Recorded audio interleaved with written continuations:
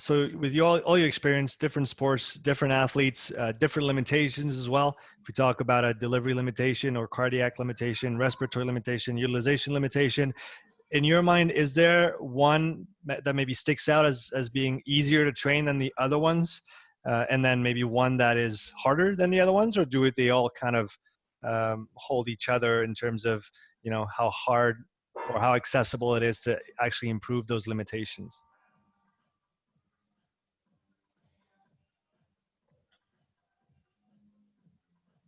That's a hard one because it really depends on the athlete. Mm-hmm. I would say it's tough because if you look at, I try to compare like supply limitation and demand limitation, which would be easier to train, but that's such a hard question because the limitation can be cardiovascular or respiratory in the supply. Yeah. And sometimes what I would say, like, for example, it's still hard if someone has a respiratory limitation to train it properly. Would that be the hardest one to train out of the three? That's a difficult one. Yes, that's a difficult one. But what's easier if someone has a muscular limitation, like you could see like it's a muscular limitation and you do strength training, for example, you would see improvements pretty soon in like better desaturation. Yeah. That would be something, but compared all over the sports, that's hard to tell. Yeah. Do you also use, so you talk about strength training to improve a utilization limitation? Would you use some short, intense interval work as well in that realm? Totally. Yeah, absolutely. Like for me, demand utilization limitation, it doesn't necessarily mean you have to do like short intervals on like all out effort. It also means to incorporate strength training, especially with for example, with the quantum, we could test. So the first thing, if we look at the utilization limitation, of course, is it a skill problem? And to answer this question, the best would be if you do a strength test. So you do a strength test, and then you can see how good or bad someone is in like rate of force development and peak force, or like if you have like even like a counter movement jump test where you see average or peak power, and then you would see, okay, actually it might really be a skill problem if someone is quite strong. But for example, if someone is really good in skill and we see bad strength numbers, we know, okay, we need to work on his strength for sure. So for demand limitation, there is multiple options that you can do. You can do strength training, you can do really short intervals, you can do, for example, sprints, which is also basically like a HIIT, high intensity workout. But with supply, it's more obvious if it's not respiratory. With supply, you try to push the cardiac system. Of course, for a hockey player, it's going to be different than, for example, an enduro mountain biker where he has to pedal the whole day, right? Is in that supply realm, so trying to improve cardiac output, really generally, is there a really high importance of using specific means of preparation? For example, for an ice skater, so for a hockey player, do you want him to do all this cardiac, quote unquote, cardiac or supply work on ice, or can a lot of that, since it's essential kind of adaptation we're after, can that be done more easily on a general, modality, let's say? That's a really good question. I would actually, the approach usually would be like any good, I don't know, I think good strength program or like, a physical preparation program, you will go from general to like more specific. So basically what we did was we did it general, for example, intervals on an air bike, or you could even jog, but we did a lot with the air bike or like sled pushing for a certain amount of minutes. And then move from there to, for example, on the slide board. And then from there, the ideal way would be on the ice, but we never really had proper access for supply training. But that would be amazing if you would say like, okay, you do this 4-minute interval on the ice, and because you're doing supply training, you're not going all out. You can really work on technique as well, which I think is fantastic. Right. That would be a really cool supply training for a hockey player. Right. It's more specific area. But then if we, yeah, sorry. If we talk about, for example, to look at the other side, a utilization limitation. So from a muscular standpoint, is there any point doing general training there, or do you want to go straight to specific in terms of the movement pattern that you're going to be using? Same here. We would go, if it's like if we see someone struggling, and we would, it's always because all the puzzle pieces. So if someone has, we test them and he has a strength deficiency, we would work him unspecific, like whatever. You can do squats, single leg squats, whatever. Mostly I really like single leg squats because it's unilateral as well, the sport. So, and from there we would move to, sorry, I got to completely, because it's such a good track right now in the background. What is it? What is it? We want to know. We want to know. Oh, it's from a playlist from SoundCloud. It's electro. It's really awesome. It's really cool. Well, you'll have to send it to me afterwards. Oh yeah, totally. I don't know if you like electro. But yeah, okay, for sure. I have to actually, let me look quickly. Go ahead. So I know where it is, so I can send it to you. I'll put it in the show note descriptions for all the people that are glad we've interrupted our chat to talk about music. We 1 minute 23. So I'll send you later the name of the. So back to strength training. So we would go from unspecific to specific, and there as well, of course, that's where we could do a bit more. We would talk to the coach and say like, can you incorporate some sprints? And we give you the sets and reps and rest. But it was still, we were at the time, it was still hard. I mean, it's easier when you work with a team, but with a single athlete, if someone is a hockey player comes to me, it's really hard to do that because you would have to have an ice rink for yourself. Yeah. Like it's really hard to do that. So what we did, for example, would be hill sprints with inline skates. Okay. If the guy has ever done inline skates before, because it's not the same, but it's quite close. So that would be, we did sprints on inline skates to improve skill, but also to improve power, basically. Yeah, so almost using the hill as you would do either with this resisted sprints or hill sprints as a means to provide some almost natural resistance to a sprint that you're doing. Yes. You would do the same on the inline. Okay. Actually, on one point we also did like really steep sprints with the Moxies. Okay.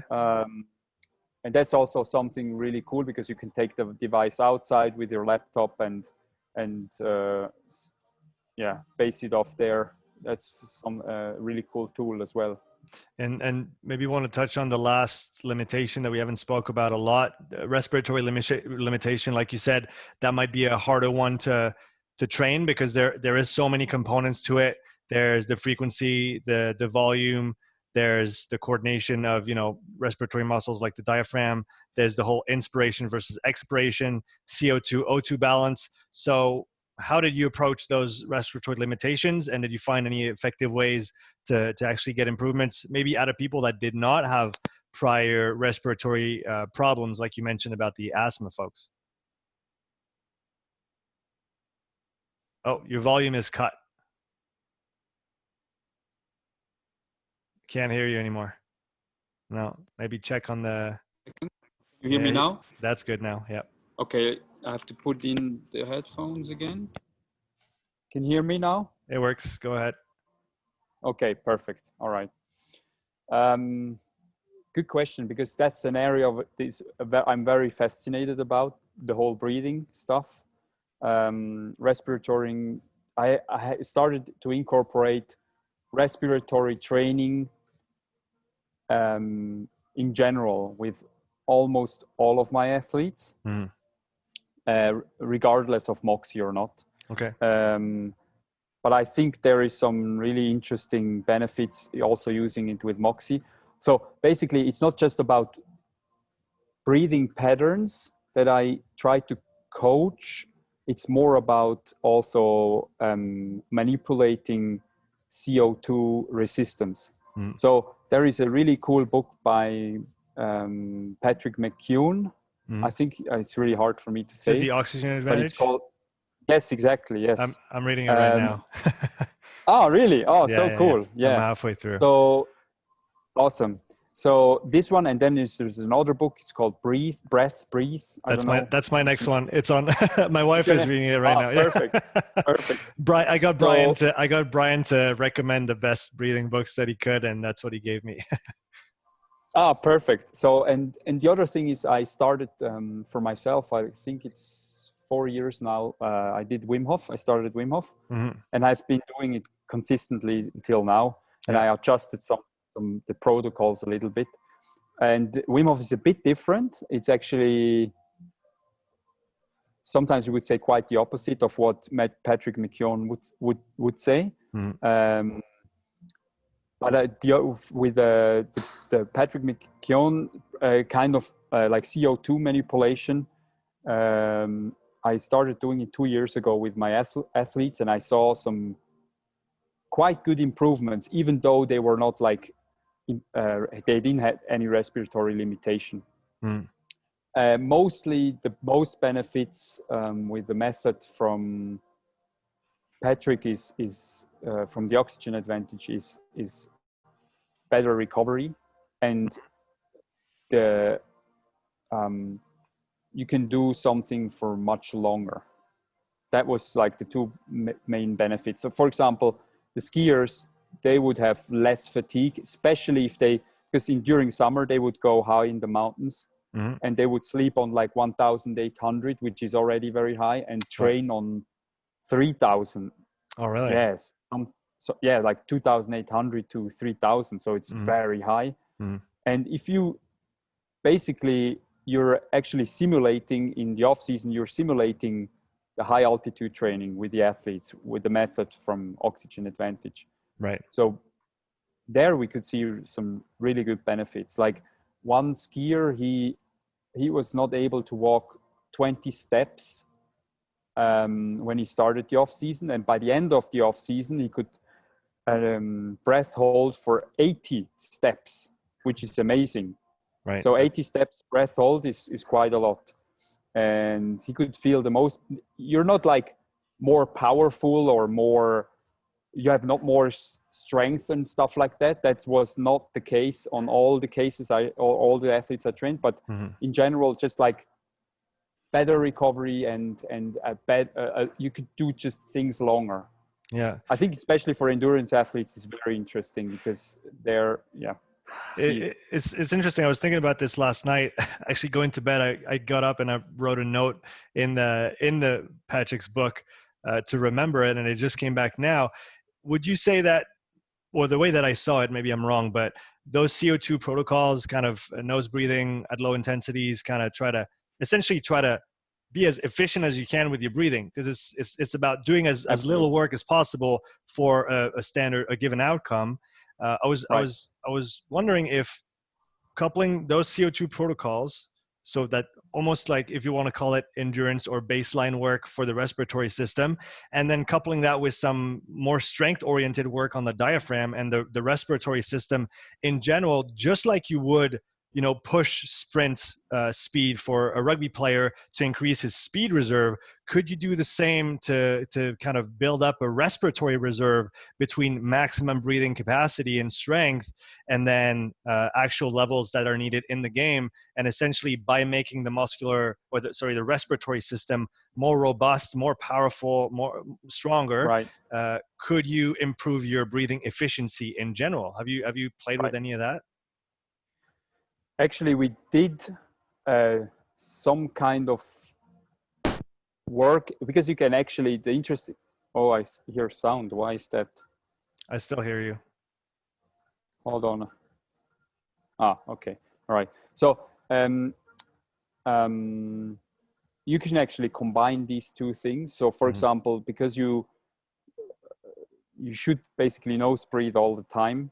And especially if you're, for example, if you're doing a hard interval session and you try to nose breathe, you automatically have to use way more diaphragm muscles to just get the amount of air in that you need, right? And also to exhale and get the CO2 out. So just naturally, you have a better breathing pattern just because you breathe through the nose. And that's also the theory behind Patrick McKeown. He doesn't really talk much about improving breathing patterns. He just says like, mostly you're going to improve because just you nose breathe, right? And sometimes you would actually combine this with like breath holds during hard intervals. But that's like an advanced method. Right. And then you would release and then just breathe through the nose. And for example, I would coach athletes to actually breathe in through the nose, really hard through the diaphragm, and then hold the breath for like 3 seconds and then breathe out again. And then try to make the breath as long as possible. And then stop again for 3 seconds and then breathe out again. And usually I would look at the athlete, how it would breathe, if it would use chest or stomach. But in almost all of the cases, diaphragm cannot say it in English. Diaphragm breathing. Diaphragmatic breath. Yeah, diaphragmatic breathing. Exactly. Is you can see they do it naturally. If you give them this protocol with like the breath holds, they have to do it. You cannot do it just chest breathing, almost impossible. And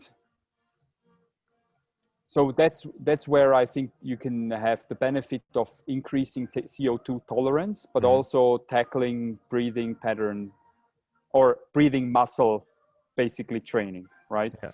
And also there is still another option to use Spiro Tiger, but I think that's quite an expensive option to breathe, to train your diaphragmatic muscles or your breathing pattern.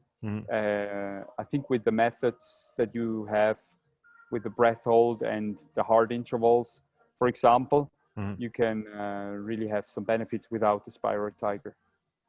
That's fantastic information, Arno. Thank you so much for sharing all that. I want to be respectful of your time. I have one more question for you.